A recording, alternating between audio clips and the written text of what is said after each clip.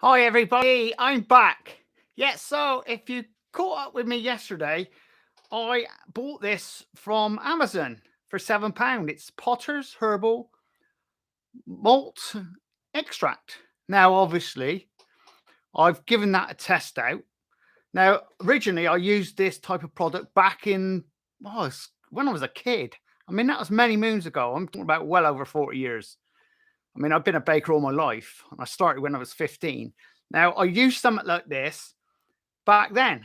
And then when I started my own bakery, I stopped using it. So the question was to myself, why did I stop using it? And what reason was it? Because the bakery I went to after the place I'd done my apprenticeship didn't even have anything like this in the place. But then another bakery I went to did. It just had the dried version, and we used it all the time. So, what is this product? Well, I didn't mention it before, but this is actually an additive for speeding your bread up and rolls. That's what the old bakers used to do, because in this little book of mine, they don't mention anything about artificial additives. This isn't artificial, by the way. This is a genuine, I mean, it is one of the best products. I'm not saying Potter's is, but it's really good. There's no doubt about it. But does it do what I wanted it to do? Well, that's the question. I have tried it out. Now, this morning, I done some rolls. I used the book here, this old one. I mean, it is an old book. And like, if I refresh your memory, the old baker is even written on the back. Look at how grotty that is. I mean, it's written on the back there. Even in there, there's writing. It is bad. It is pretty. Look, he's done his sums and all in it. So this has been knocking around since the 1940s. So, but you can see it is for commercial use. And inside this, it's got everything to do with tables. It's even got the temperatures of what dough should be. So if you're a commercial baker, you've got temperature controls. Now, I will go into this one day or another, because obviously at the moment, to be honest, I can't be bothered to explain it all to you guys, because if you can see that like that, that is plain simple, isn't it? Now I got to explain that to you guys. But I would do it in a layman's term, because realistically, you guys don't want to know that. In fact, I would tell you, like I've said before, if you're doing bread, just do it at room temperature. And proving, get up to about 30 Celsius and you're on your money. And that's fine. That's great. But things like that, it's got so much old stuff in here that we don't even bother today. So we're moving on from that. I digest or digest, that's the word I think we're looking for. So getting back to this product. So I made my rolls up this morning. The rolls were absolutely beautiful. I added this in exactly the same as I told you yesterday with the recipe. I think I said it was 6 grams, if I vaguely remember, something like that. Yeah, 6 grams in. To my mix, I was mixing, it was something like 2 tablespoonfuls. That's all it was. It wasn't a lot. And in my rolls, I did use a bread improver as well as this. But what I've done is I replaced the sugar and added this one in. So it did work exactly the same as the sugar did. And I did notice with the rolls, they were a bit more crustier than normal. Though I added extra, because the book had said add extra fat into it. I did add extra fat into the crusty rolls and soft rolls. Added in this in as well. So they were crustier, but because this was in there, I think sugar tends to be different to that. So I would say that is probably better than actually using sugar, because this is natural product and it goes in. Now, as they mentioned, this should be some sort of bread improver. It's not the same bread improver as I did in one of my videos, which speeds everything up. Don't get me wrong. Add this into water or milk and add sugar, it probably does the same way. Now, this morning, I chucked this straight into the dough as it would have been. I didn't muck around. I didn't add this with water or milk, put your yeast in, stir it up and froth it up. But that would do the same job. So we got that right. Now, as for flavor wise, I don't know where that went to. I think it's more the flavor is in the dough. It doesn't taste of hops or anything like that, or malt. It mainly was in the gases. So when the bread is actually sort of, you prove it up and all the gas is inside, that helps to give it a lot more flavor. But in saying that, will be interesting to see how much further I go with this. I'm going to have another go. But the rolls, I'm going to say, were spot on. Flavor wise, they tasted really nice, but then they taste nice anyway. So let's moving on. What about the bread? Yeah. So I took the small loaf. So I've never tasted it. I just poured it out. I did the taste test this morning with the rolls. So let's have a look and see what the bread looks like. Yeah. Just looks like a piece of bread, doesn't it? Yeah, exactly what I thought. I looked at this earlier. But does it smell any different? Just smells like good quality bread. Now, in this one, I didn't add any bread improvers. I just relied on this and time.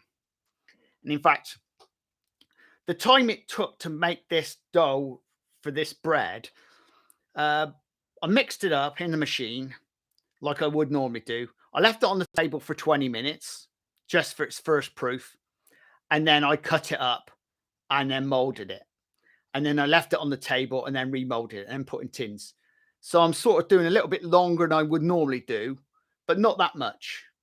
Now, taste-wise, so this is the thing. Does it taste any different? I sooner like do this off camera because you don't really want to see me chewing, do you?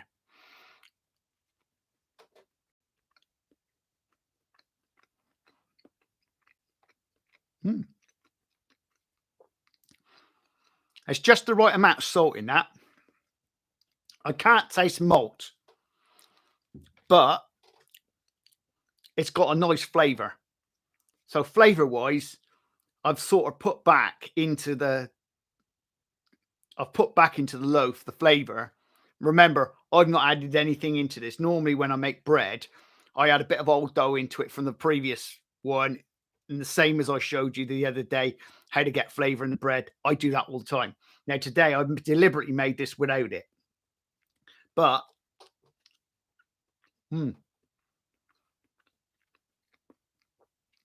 that's nice. Now in this book, it said to use lard. So I actually use lard in it. Now, normally I wouldn't add any type of fat in at all. But today, because I was following that recipe, I wanted to see what it does. I followed it straight away all the time. And that is absolutely lush.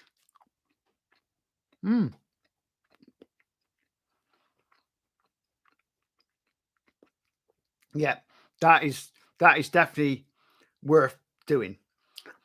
Now, going back to this product, I am going to buy another version of this, and it's going to be the dried form.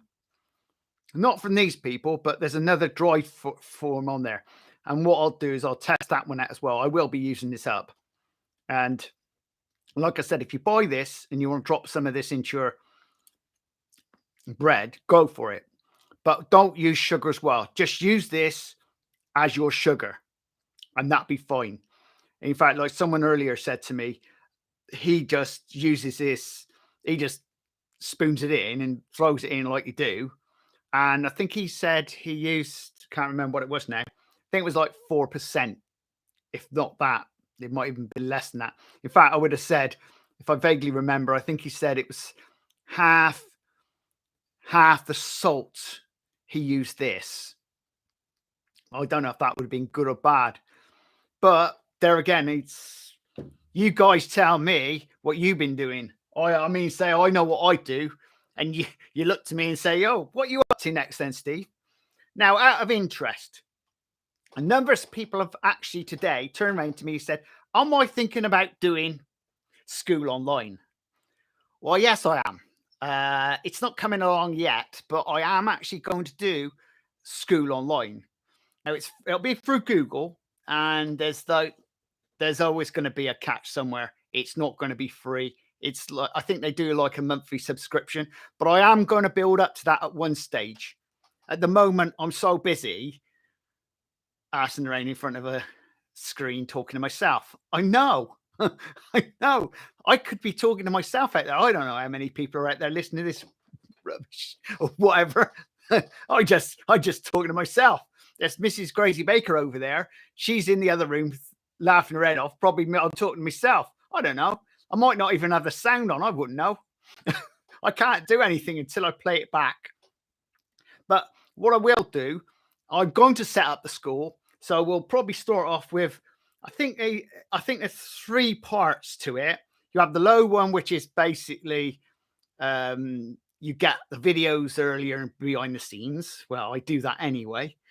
I think the next one is a bit more intense, and obviously the price goes up. And then I'll be going up to sort of like I won't call it one-on-one. That sounds really bad, doesn't it? Yeah, it's not going to be that sort of thing. Okay, you girls over there, get back. I get enough of that. And I've managed to block all those ones out now. All the ladies of the night that come on here. And I think, oh my God, how'd you get rid of them? I've managed to put in keywords to block them. And I don't get them anymore. And of course, YouTube's also got a thing on there to also block them as well, which is good news. Because I really detest me sending everybody to where they shouldn't be. You don't even know where you're going. In fact, a lot of my friends these days, they've managed to get in something happened to their computers because they've had to open a link that sent them somewhere. They've obviously been up to no good or whatever they've been doing. And then they found their computer's been encrypted with some up. Hey, and that costs a few pennies to get rid of it. But digressing again. Yes, Stephen, you must keep on the subject. Yeah. So earlier today, I've done a live video on this. Now, that's on my other channel. So just as well, I'm doing baking here and cars and stuff on the other one. Because really, I like to keep them separate now. But going back to it, we will be doing a few in the next few weeks. Now I've just done a sourdough video now. Now this sourdough video I actually put on 4 years ago. And because the sound quality was absolutely diabolical, I completely redone it all the way through. It's the same as me doing it in the bakery, but I've actually put a proper recipe on for you guys to follow. And also the video is all pretty much easy for you to follow all the way through. The only downside to everything is you do need that sourdough starter to get going. I will be doing a revisit on that one because though I've actually got that on the computer and on YouTube, I will be doing an update on that because I'm not sure if it was the good quality sound I want. I'm sorry, guys, but I'm getting OCD now on quality. And I'm sitting here thinking about what I'm doing now on here. Going back 4 years ago, I was only making videos for Facebook. I wasn't even doing it for YouTube. So moving on to YouTube, then I didn't realize you need so much different things. All you need is a decent camera and off you go. I never even thought about sound quality or anything like that. This never even came into my mind. And obviously picture. And now I'm sat in front of an expensive computer that I had to buy because I was killing every computer possible on the market. I was just burning them out with the amount of information I was trying to use. Everything was slowing up. I couldn't use it. And also my net. I mean, like today, hopefully this net is actually working okay. I can see my picture on here. It's not until I go back and then see this fuzzy thing and think I've gone from, I think it was 110 down to something like 360, which is like, it was like earlier today. It was like the one I done in the bakery because it's on a mobile phone. When you're doing live on a mobile phone, it's appalling pictures. It is really, really bad. Though you've got a good phone, it's only as good network you're on. And I was actually on EE, and this morning when I did my video, I think we were on, though it was 4G, it was only down to 360, I vaguely remember. And that's the best, because what YouTube does, it picks up the best signal. Now here in our village, we don't have a lot of internet providers out here or telephone providers. So we're limited to what we can actually do. So, but there we go. There we go, folks. I hope I've covered everything I can think of today. Now, I will be coming back to doing a live video again shortly. On summer, I'm bound to, because I think it's much easier than this. From what I can see, there's only 3 of you watching me. Oh, well. Maybe someone's going to pick it up at 6 o'clock and it'll get rewound. Maybe by tomorrow morning, we might have had 10 people watching me chopsing about some product this geezer got off Amazon. And don't forget, it did cost £7, and there is other products on Amazon which cost less. But what I like about this, it is a glass bottle and it's not plastic. And that company apparently is pretty good, so I've been told. Numbers of people have, well, it's you guys. You've told me this is a good product.